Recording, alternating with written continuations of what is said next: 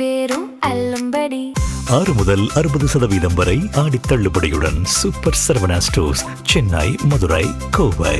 FTP நேயர்களுக்கு வணக்கம். இன்று நம்மோட சிறப்பு நேர்காணலுக்காக இணைந்திருக்கிறார் மூத்த பத்திரிகையாளர் தராசு ஷாம் அவர்கள். சார் வணக்கம். சதீஷ் வணக்கம். கரூரில் பாதிக்கப்பட்ட குடும்பங்களுக்கு கடந்த மாதம் தமிழ்நாடு முதலமைச்சர் அவர்கள் 31 பேருக்கு அரசாணை வழங்கியிருந்தார். அதை அதிரடியாக மதுரை உயர்நீதிமன்ற கிளையானது ரத்து செய்திருக்கிறது. எப்படி சார் பார்க்கிறீங்க? பாதிக்கப்பட்ட குடும்பங்களுக்கு நமது ஆறுதல் எப்போதுமே உண்டுங்க. ஆனா அரசு வேலை கொடுப்பதற்கென்று நிறைய நடைமுறைகள் இருக்கு. ஆரம்பத்திலேயே இது நீதிமன்றத்தில் அடி வாங்கணும்னு தான் நான் எதிர்பார்த்தேன்.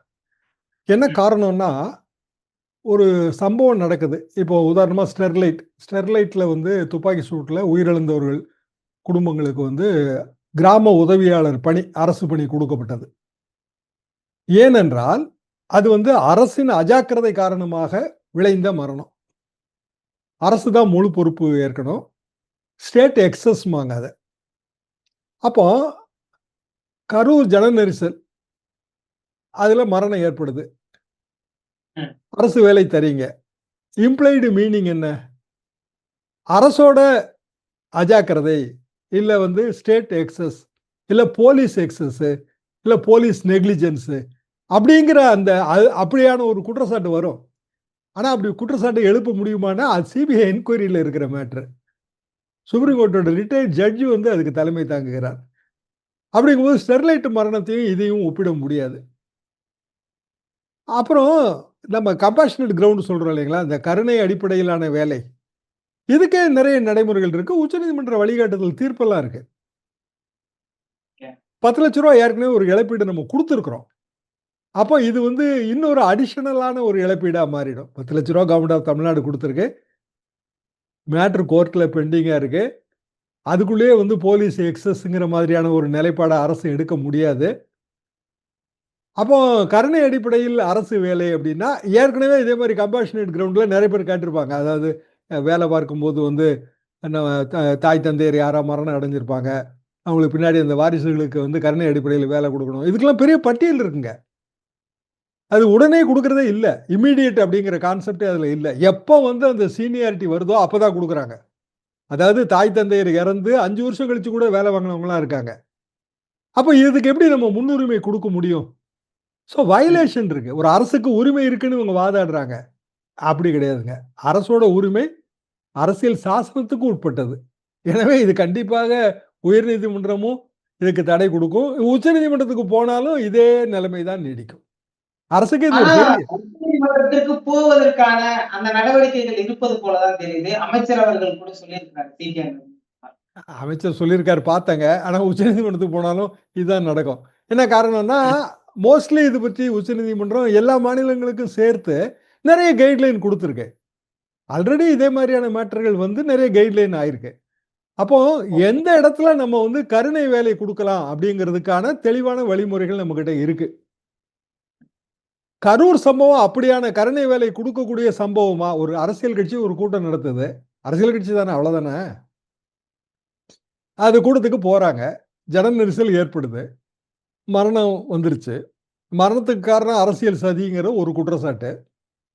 அது இல்ல, சம்பந்தப்பட்ட அரசியல் கட்சி காலதாமதமா அந்த கட்சியோட தலைவர் வந்தாரு. அதாவது இன்றைய முதலமைச்சர் விஜய் மீது நேரடியான குற்றச்சாட்டு, காலதாமதமா வந்தாரு, அதனால ஏற்பட்ட ஜன நெரிசல், ஏற்பாடுகளே சரியா செய்யல, ஆர்கனைசேஷன் சொல்லுவோம் இல்லைங்களா, ஒரு கூட்ட ஏற்பாடு, அவங்க தான் பொறுப்பு ஏற்கணும். ஏன்னா அதுல 3 பேரு அக்யூஸ்டு, 3 பேருமே தாவேகா தான். அப்போ ஆண்ட அரசு திமுக. அதுல இருந்து அக்யூஸ் லிஸ்ட் கிடையாது. கவுண்டர் எஃப்ஐஆர் யாருமே போடல. அப்போ ஏதோ ஒரு வகையில சிபிஐ ரிப்போர்ட் சப்மிட் பண்ணி ரிட்டையர்ட் ஜட்ஜி அதை சரிபார்த்து அப்புறம் நீதிமன்றத்துக்கு நிரூபிக்க வேண்டிய விஷயங்கள் பல வருடங்கள் கூட பிடிக்கும். அதுக்கு முன்பே ஒரு அரசு இப்படியான வேலையை கொடுக்கும்போது நாளைக்கு நீதிமன்றத்தில் எப்படி வாதாடுவாங்கன்னா, அரசே வேலை கொடுத்துருக்கு, வேலை கொடுக்கும்போது என்ன அர்த்தம்? அப்போ ஏதோ ஒரு வகையில் நெக்லிஜென்ஸ் இருக்கு, போலீஸ் நெக்லிஜென்ஸ் இருக்கு. அப்படிதான் நீதிமன்றத்தில் ஒரு டிஃபென்ஸ் லாயர் அப்படிதான் வாதாடுவாரு.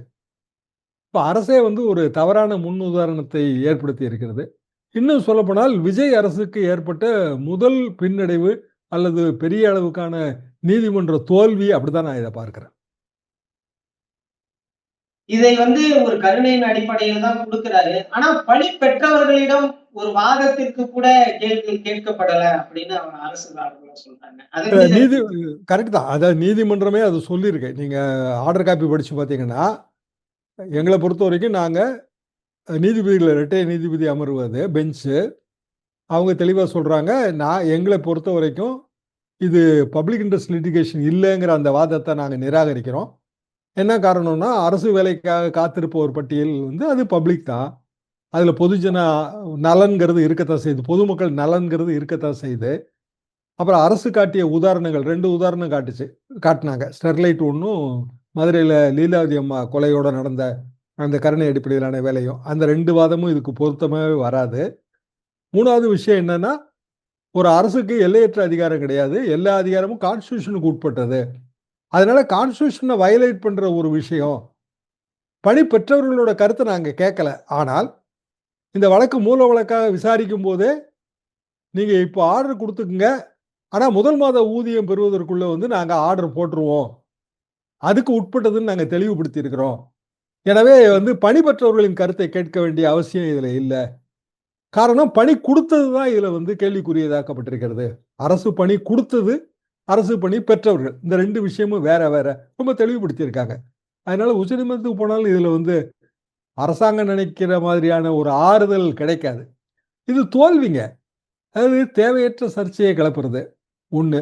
இன்னொன்று, அரசு வேலை விஜய் விரும்புனா கொடுக்கலாம் அப்படிங்கிறதுலாம் என்ன மாதிரியான நியாயம்? அது முதலமைச்சர் விரும்புனா கொடுக்கலாமா அரசு வேலை? அப்போ கூட்டம் நடத்துனது டிவிக்கே தானேங்க. டிவிக்கு நடத்தின கூட்டத்தில் அது தப்பு இருக்கலாம், இல்லை உண்மையிலேயே அப்போ இருந்த போலீஸ் கவனக்குறைவு கூட இருக்கலாம். அதுக்குள்ளேயே நான் போகலை. அதுவும் நீதிமன்றத்துக்கு உட்பட்ட விஷயம்தான். ஆனால் இவரா திடீர்னு தன்னிச்சையா ஒரு முடிவு எடுக்கும்போது ஏதோ சர்வ அதிகாரமும் பெற்ற ஒரு பதவி, மாநில முதல்வர் என்பவர் கான்ஸ்டியூஷனுக்கு உட்பட்டவர், அது ஒரு கான்ஸ்டியூஷனல் போஸ்ட், அது சர்வ அதிகாரம் பெற்ற பதவின்னு நினைத்து அவர் அது ஒரு லார்கிஸ் மாதிரி, அதாவது ஒரு ராஜாவை வாழ்த்து நீங்க பாடுறீங்க, இந்த பிடிங்க பரிசு அப்படின்னு கொடுக்குற மாதிரி, அதை மாதிரி கொடை மாதிரி அரசு வேலையை கொடுக்க முடியாது. காரணம் அதில் ஒவ்வொருத்தரோட வரியும் சம்பந்தப்பட்ட விஷயம். எனவே அது பப்ளிக் இன்ட்ரெஸ்ட் மேட்டர் தான். நீதிமன்ற தீர்ப்பு தெளிவாக இருக்கு. பொதுவாக நீதிமன்றங்கள் இந்த மாதிரியான விஷயங்களை ரொம்ப ஜாக்கிரதையாக தான் அவங்க தீர்ப்பு கொடுப்பாங்க. அப்போ இது உச்ச நீதிமன்றத்துக்கு போகும்போது இன்னமும் தாவேக அரசுக்கு கூட்டு விழுவும் தான் நான் நினைக்கிறேன். இந்த வேலை பெற்றவர்கள்லாம் ரொம்ப விளிம்பு நிலையில் இருக்கக்கூடிய மக்கள் தான். ஆனா இதை தொடர்ந்து வழக்கு தொடர்ந்தவர்கள் 2 கட்சியினை சார்ந்தவர்கள். அப்படி பார்க்கும்போது அந்த கட்சிக்கு ஒரு எதிர்ப்பு கிளம்புறாங்க மத்தியில. விளிம்பு நிலையில இருக்கிற மக்கள் தான், அதெல்லாம் நான் மறுப்பதற்கு இல்லை. அவங்களுக்கான ஆறுதல்லாம் நமக்கு இருக்கு. அதுக்கு தான் நம்ம அவங்களுக்கு கருணை தொகை வழங்குறோம். 10 லட்சம் ரூபா கருணை தொகை. அப்புறம் தாவேக்காவே ஒரு 20 லட்சம் ரூபா பணம் கொடுத்துருக்கு. நிறைய கட்சிகள் கொடுத்துருக்கு. கிட்டத்தட்ட ஆவரேஜா பார்த்தீங்கன்னா 35லேருந்து 40 லட்சம் ரூபா வரைக்கும் ஒவ்வொரு மரணத்துக்கும் இழப்பீடு வழங்கப்பட்டிருக்கிறது. அது சாதாரண விஷயம்னா நம்ம நினைக்க முடியும்? 40 லேக்ஸுங்கிறது 35-40 லட்சங்கிறது இன்னைக்கு ஒரு பெரிய தொகை. அது வழங்கப்பட்டிருக்கிறது. ஒன்றும் அவங்கள அப்படி நிராதரவா விடலை. அப்படின்னா நீதிமன்றம் என்ன கேட்குதுன்னா, ரைட்டு, இதே மாதிரியான நிலைமை தானே சிவகாசி வெடி விபத்துகள், சட்டவிரோதமாக பட்டாசு தயாரிக்கிற தொழிலில் ஈடுபட்டு, அப்போ சட்டவிரோதமாக பட்டாசு ஏன் தயாரிச்ச, அந்த தொழிற்சாலையில் போய் நீ ஏன் வேலை பார்த்தா நம்ம கேட்க முடியுமா? அதில் மரணம் அடைஞ்சிட்டாங்க. அப்போ லைசன்ஸ் இல்லாத ஒரு இண்டஸ்ட்ரியில் நீ ஏன் வேலை பார்த்த, உனக்கு எதுக்கு நாங்கள் இழப்பீடு தரணும் அப்படின்னு கேட்க முடியாதுல்ல. சரி, அவங்க எல்லாரும் ஒன்றுமே இல்லைங்க, நம்ம அமோனியா கேஸ் லீக்கு நம்ம பார்த்தோம், எல்லாமே வடமாநில தொழிலாளர்கள் விளிம்பு நிலையிலையும் மோசமானவர்களாக தான் இருந்தாங்க. அவங்க எங்கேருந்தோ இங்கே பொழைக்க வந்தவங்க தானே. அவங்க இறந்து போனாங்க. எத்தனை பேர்? 18 பேர் கிட்டத்தட்ட. அப்போ அவங்களுக்கெல்லாம் அரசு வேலையை நம்ம கொடுத்துட்டோமா? நஷ்டஈடு தொகை கொடுத்துருப்போங்க. அது மாறுபடும். 2 லட்சமாக இருக்கலாம். இப்போ சில விபத்துகள் இருக்கு, சாலை விபத்துகள் இருக்கு, சாலை விபத்துகளுக்கு நிவாரணம் கொடுக்குறோம். அது முழுக்க வேறுபட்டதுங்க. அரசு வேலைங்கிறது முழுக்க வேறுபட்டது. ரொம்ப கீழ்நிலையான வேலை அப்படிங்கிற இதுக்குள்ள கூட போக முடியாது. காரணம், நம்ம கிளாஸ் 4 எம்ப்ளாய்மெண்ட்டுக்கே அவ்வளோ லட்சம் பேர் பதிவு பண்ணிட்டு காத்துக்கிட்டு இருக்காங்க. அப்படி இருக்கும்போது அரசு வேலை என்பது ஏதோ முதலமைச்சர் விஜய் அவர்கள் வீட்டு சொத்துங்கிற மாதிரி நினைத்து செயல்பட்டது, அதுதான் இதுல தவறான மனோபாவம். சார், இந்த தாவேக ஆட்சி அமைத்ததிலிருந்து அவர்களுக்கு ஒரு பெரும் தலைவலியாக இருப்பது இந்த தமிழ் தாழ் வாழ்த்து விவகாரம் தான். இன்றைக்கு கூட நெல்லை மனோன்மணியம் பல்கலைக்கழகத்துல பட்டமளிப்பு விழாவுல தமிழ் தாழ் வாழ்த்துக்கு 3ஆம் இடம் கொடுக்கப்பட்டதாக அங்கு பெரும் சலசலப்பானது உருவாகி இருக்கிறது. எப்படி சார் பாக்குறீங்க? தமிழ் தாய் வாழ்த்து எங்களுக்கு காலேஜ் டேஸில் தொடக்க பாடலாக வந்ததுங்க. 1970. 70 நான் கல்லூரி இறுதியாண்டு முடிக்கிறேன், வேளாண்மை கல்லூரி இறுதியாண்டு. அப்போ வந்து பல்கலைக்கழகம், நான் பியூசி படிக்கும்போது ஒரே பல்கலைக்கழகம் தான், சென்னை மட்டும்தான். தனியார் பல்கலைக்கழகம் அண்ணாமலை. அதுக்கு பிறகு மதுரை வந்தது. வேளாண்மை கல்லூரியே மதுரை பல்கலைக்கழகம் தான். அதாவது வேளாண்மை பல்கலைக்கழகமே இப்போ பிறக்கல.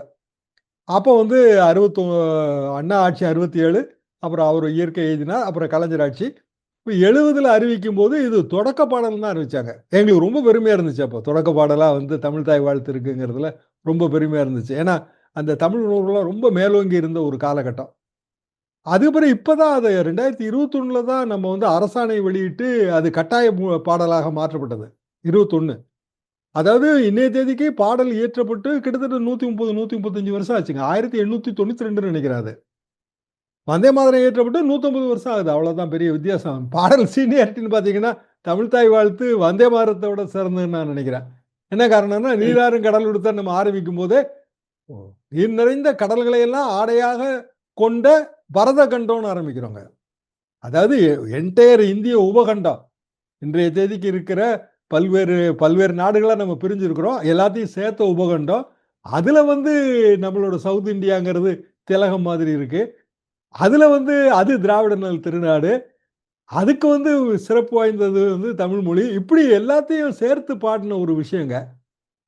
சுந்தரனார் பாடலை ஏற்றி சுந்தரனார் பேர்ல நம்ம பல்கலைக்கழகம் வச்சிருக்கிறோம். அதுல வந்து தமிழ் தாய் வாழ்த்தை பின்னாடி தள்ளி விடுறதுங்கிறது மிகவும் தவறு. அதை புறக்கணித்த தமிழ்நாடு அமைச்சர், அது அவர் புறக்கணித்தது சரிதாங்கிறது என்னோட கருத்து. உயர்கல்வித்துறை அமைச்சர் புறக்கணித்தது சரிதான், சரியான நிலைப்பாடுங்க அது. ஆனா இந்த இடத்துல ஒரு முரண்பாடை கவனிங்க. சட்டமன்றத்துல இதே கவர்னர் வந்தாரு. கவர்னர் வரும்போது தேசிய கீதம் 2 வாட்டி இசைக்கப்பட்டது அப்படின்னு குரல் வரும்போது, இல்லைங்க தமிழ் தாய் வாழ்த்து முதல்ல இசைக்கப்பட்டது, அதானே நமக்கு முக்கியம், அதற்கான சமரசம் இது, வந்தே மாதரம் இசைக்கப்படலை, தமிழ் தாய் வாழ்த்து மட்டும் இசைக்கப்பட்டது. அப்புறம் ஆளுநர் வந்த உடனே தேசிய கீதம், போகும்போது தேசிய கீதம். நாங்க வந்து ஆளுநரை கன்வின்ஸ் பண்ணி தமிழ் தாய் வாழ்த்தை இசைக்க வச்சோம், அதுதானங்க பெருமை அப்படின்னாங்க. சொன்னாங்களா இல்லையா? இப்ப அதே ஆளுநரை கன்வின்ஸ் பண்ண முடியல. இப்போ துணைவேந்தர் என்ன சொல்றாரு, ஆளுநரோட ஃபங்க்ஷனுங்க, அவர் என்ன சொல்றாரு, அதைத்தானே நாங்க செய்ய முடியும், அதனால வந்து தமிழ் தாய் வாழ்த்து 3ஆவதா தான் பாட முடியும் அப்படின்னு இப்போ சொல்றாரு. அப்போ உயர்கல்வித்துறை அமைச்சர், இந்த சர்ச்சை சில தினங்களாக நடக்கு. ஆளுநரை நேரில் சந்திச்சு, இது மனோன்மணி சுந்தரனார் பேர்ல இருக்கிற, ஏன்னா ஆளுநருக்கு தெரியாம கூட இருக்கலாம், அவர் தாங்க தமிழ் தாய் வாழ்த்தை இயற்றினவர், அவர் பேர்ல அமைஞ்சிருக்கிற பல்கலைக்கழகம், அதுல வந்து இப்படியான ஒரு முரண்பட்ட நிலைப்பாடு எடுப்பது நல்லதில்லை. இப்படி கன்வின்ஸ் பண்ணி ஆளுநர் வந்து அதுக்கு ஒத்திசைவு தெரிவித்திருந்தாருன்னா நம்ம பாராட்டலாம். அப்படி கன்வின்ஸ் பண்ணல, அப்படி எதிர்ப்பு தெரிவிக்கிறோன்னு புறக்கணிக்கிறாங்க. அப்போ புறக்கணிக்கும் போது இனிமேல் வரப்போற எல்லா ஃபங்க்ஷனையும் புறக்கணிக்கணும்.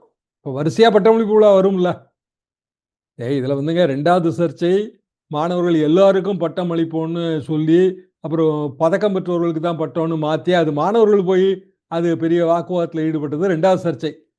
நான் சென்னாரெட்டி ஆளுநராக இருந்த காலத்தில் நான் அவர் சார்பாக மதுரை காமராஜ் பல்கலைக்கழகத்தில் சிண்டிகேட் மெம்பருங்க, பட்டமளிப்பு விழா நடத்தியிருக்கிறோம். ஆளுநர் வந்து எல்லாத்துக்கும் உண்மையிலேயே கொடுக்க முடியாது. ஒரு 600 பேர் 700 பேருக்கு ஒரு ஆளுநர் எப்படி கொடுக்க முடியும்? எவ்வளோ நிமிஷம் ஆகும்? அப்போ எப்போதுமே வந்து ஏதோ ஒரு சிம்பாலிக்காக கொஞ்சம் பேருக்கு கொடுக்கறது தாங்க. அப்புறம் வந்து எல்லாரும் துறை தலைவர்கள்ட்ட போய் வாங்கிக்கிறது தான். அந்த சிம்பாலிக்காக கொடுக்கும்போது பதக்கம் பெற்றவர்களுக்கு அப்படின்னு அவங்க பிரிச்சிருக்காங்க. இதை முதலே இந்த சர்ச்சையை தவிர்த்திருக்கலாம். பல்கலைக்கழக நிர்வாகம் அந்த சர்ச்சைக்குள்ளே ஏன் போனாங்கன்னு தெரியல. இப்போ திருப்பி அதை மாற்றி எல்லாருக்கும் கொடுப்பாரு ஆளுநர்னு சொல்லிட்டாங்க. இப்படி பல்கலைக்கழக நிர்வாகத்திலையும் முரண்பாடு இருக்கு. அதே நேரத்தில் நம்ம உயர்கல்வித்துறை அமைச்சர் புறக்கணித்தது சரிதான்னாலும், உயர்கல்வித்துறை அமைச்சர் இதற்காக என்ன முயற்சி எடுத்தார், முதலமைச்சர் என்ன முயற்சி எடுத்தார், அவர் சேம்பரை மாத்துறதுல தான் முனைப்பு காட்டுறாரே தவிர தமிழ் தாய் வாழ்த்தை முன்னுக்கு கொண்டு வரணும்னு முனைப்பே காட்டலைங்க. இதான் ஒரு 7 நாளா ஓடிட்டு இருக்குங்களா, இன்விடேஷன் வந்து எவ்வளவு நாள் ஆச்சுங்க? 7 நாளா சர்ச்சை இருக்குங்க. இன்னைக்கு தானே ஃபங்க்ஷன் நடக்குது. அது சர்ச்சை வரும்போதே சொல்லலாமே, இன்விடேஷன் அடிக்கும் போதே சொல்லலாமே, அதெல்லாம் சொல்லலை. சரி, இனிமேல் என்ன நிலைப்பாடு எடுப்பாங்க? எல்லா பல்கலைக்கழக பட்டமளிப்பு விழாவுக்கும் உயர்கல்வித்துறை அமைச்சர் போக மாட்டாரா? இந்த கேள்விக்கெல்லாம் பதில் வேணும்.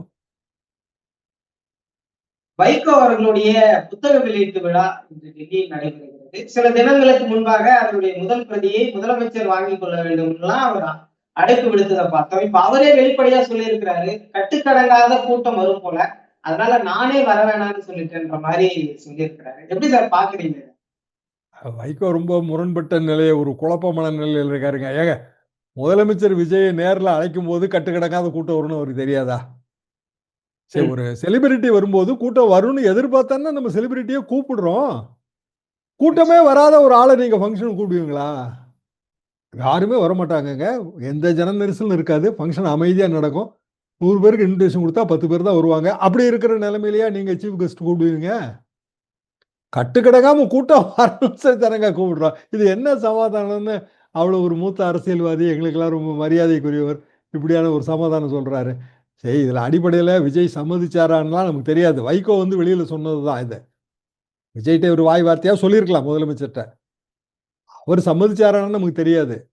இவங்களே இன்விடேஷன் அடிச்சுக்கிட்டாங்க, லெட்டர் கொடுத்தாங்களா, அவர் கன்சென்ட் லெட்டர் சிஎம் ஆஃபீஸ்ல இருந்து வந்துச்சா, இது எதுவுமே நமக்கு தெரியாது. இப்போ வைகோ என்னன்னா, அவர் வரலங்கிறதுக்கு இவர் ஒரு ஃபேஸ் சேவிங்கா இதை சொல்றாரு. வந்தா கூட்டம் வந்துரும்னு சொல்லி, நானே வர வேண்டாம்னு சொல்லிட்டேன். யாராவது வரக்கூடிய ஒரு பிரபலத்தை வந்து வர வேண்டாம்னு யாராவது சொல்லுவாங்களா? இங்க வரிசையா வேற ப்ரோக்ராம்ஸ் இருக்கு, நமக்கே அது தெரியும். நான் அப்பவே நினைச்சேங்க, இல்லைங்க, கர்நாடகாவுக்கு 3ஆம் தேதி போறதா சொல்றாங்களே, இவர் எங்க அதுக்கு போவாரு அப்படின்னு தான் நான் யோசிச்சேன். கடைசியில வைகோவே இவ்வளவு பெரிய அந்தர்பல்தி மாதிரி அடிச்சிட்டாரு. விஜய் அதை தவிர்த்து விட்டார் அப்படிதான் புரிஞ்சுக்கணுமா சார்? விஜய் வந்துங்க, வைகோ வந்து அவர் கொடுத்த பழைய முக்கியத்துவம் இப்போ கொடுக்காரான்னு எனக்கு தெரியல. ஏன்னா அவர் 2 எம்எல்ஏங்க. அந்த 2 எம்எல்ஏவும் இப்போ இன்னைக்கு விட அந்த இன்னொரு மதிமுக எம்எல்ஏ தான். அஃப்கோர்ஸ் அவர் வின்னிங் சர்டிஃபிகேட் படி பார்த்தா திமுக எம்எல்ஏ. இதே சுந்தரநாள் பல்கலைக்கழக விழாவை அவரும் புறக்கணிச்சிட்டாரு. திருநெல்வேலியில இருக்கிற காங்கிரஸ் எம்பியும் புறக்கணிச்சிட்டாரு. இந்த எம்எல்ஏ கடைநல்லூர் எம்எல்ஏ அவரும் புறக்கணிச்சிட்டாரு. அப்போ மதிமுக எம்எல்ஏக்கள் 2 பேரை ரிசைன் பண்ண வச்சிருந்தாருன்னா வைகோவோட பொலிட்டிக்கல் மெரிட்டு கூடியிருக்கும். அவரால் அது முடியல. என்ன காரணம்னா, விஜய் நானே நேரடியாக வந்து பிரச்சாரம் பண்ணி ஜெயிக்க வைப்பேன்னு விஜயே என்கிட்ட சொன்னார்னு வைகோ தானே சொன்னாரு.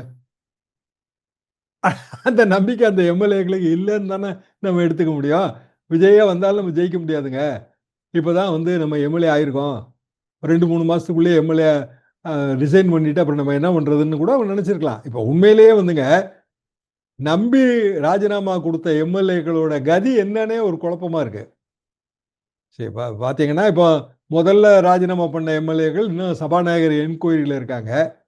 அப்புறம் சபாநாயகர் வந்து இபிஎஸ்சியும் கூப்பிட்டுருக்காரு, என்கொயரி கூப்பிட்டுருக்காரு. கட்சி தாவல் தடை சட்ட enquiry, 10th schedule enquiry, mandatory அது. அதுக்கு பிறகு அவர் வந்து கண்டிப்பாக அவங்க ராஜினாமா வந்து முறைப்படி தான் கொடுத்தாங்க இப்படி தான் சொல்ல போகிறாரு. சபாநாயகர் என்ன அவர் விஜய்க்கு எதிராக இது கொடுத்துருவாரா, தீர்ப்பு கொடுத்துருவாரா? சரி, ஆரம்பத்திலே இது வந்து தப்பாக தாங்க ஆரம்பிச்சது. எப்போ வந்து மாற்று கட்சியோட 25 எம்எல்ஏக்களோட ஆதரவை விஜய் அவர்கள் நேரடியாக போய் கேட்டு பெற்று அவர்கள் வந்து எப்போது அரசுக்கு ஆதரவாக ஓட்டு போட்டார்களோ அப்போதே குழப்பம் ஆரம்பிச்சிருச்சு இல்லையா? அப்புறம் அந்த 25 பேர்ல 19 பேர் பேக் ட்ராக் அடிச்சு போனாங்கல்ல இபிஎஸ் கிட்ட. அப்போ 19 எம்எல்ஏக்களோட ஆதரவு குறைஞ்சதை தானே நம்ம கணக்கில் எடுத்துக்க முடியும். அதுல இருந்து இந்த குழப்பம் இருக்குங்க. இது வந்து நீதிமன்றம் மட்டும்தான் இதுக்கு தெளிவான வழிகாட்டுதலை உச்சநீதிமன்றம் தான் கொடுக்க முடியும். அப்போ இது அடுத்தடுத்த கட்டத்துக்கு போகும்போது இடைத்தேர்தல் நடக்குமா நடக்காதாங்கிறதுல மிகப்பெரிய குழப்பம் இருக்கு. அதுபோக ஒரே நாடு ஒரே தேர்தல், டீலிமிட்டேஷன், இதெல்லாம் தேசிய அளவில் ஏற்பட்டு வர்ற மாறுதல், அது நடந்தது அப்படின்னா இடைத்தேர்தலே நடக்காது. அப்போ எதை நம்பி ராஜினாமா பண்ணாங்களோ அவங்களுக்கே அந்த நம்பிக்கை வந்து பலனளிக்கல. அப்போ மதிமுக எம்எல்ஏக்கள் ராஜினாமா பண்ணாம இருந்தவங்க புத்திசாலின்னு ஆயிருது. இதுல நல்ல வேலைடா, நம்ம வந்து இந்த ராஜினாமா சிக்கல்ல போய் மாட்டலை அப்படிதான் அவங்க நினைப்பாங்க. இப்போ புத்திசாலின்னு ஆயிருது. அப்போ வைகோவுக்கு என்ன பெரிய பொலிட்டிக்கல் மெரிட் விஜய்கிட்ட இருக்கும்? அவரை விஜயை புறக்கணிக்கிறாரு அப்படிதான் நான் எடுத்துக்கிறேன். வைகோட்ட அவர் ஓப்பனா வாய் வார்த்தையா சொல்லியிருப்பாருங்க, நான் வரேங்க, அதுல என்னங்க இருக்கு அப்படின்னு இருப்பாரு. அப்புறம் பார்த்துருப்பாரு, இது எதுக்கு எதுவுமே இல்லாத ஒருவருக்கு வந்து பெரிய அளவுக்கு நம்ம அரசியல் சப்போர்ட் எதுக்கு கொடுக்கணும்னு கூட அவர் நினைச்சிருக்கலாம். இப்போ அகிலேஷை கூப்பிட்டுருக்காரு வைகோ, அகிலேஷ் ராகுல் காந்தி. அப்போ அது காங்கிரஸ் நோக்கிய பயணம், வைகோவின் பயணம் அப்படிதான் நம்ம எடுத்துக்க முடியும். எந்த காங்கிரஸை ஈழ கொலைகாரர்கள்னு சொன்னாரோ அந்த காங்கிரஸோட வைகோ வந்து ஐக்கியம் ஆகுறாரு. வேடிக்கையான சமன்பாடுங்க இது. அரசியல் சமன்பாடு, வைகோவோட அரசியல் சமன்பாடு ரொம்ப நாளுக்கு நாள் ரொம்ப வேடிக்கை ஆயிட்டே இருக்கு.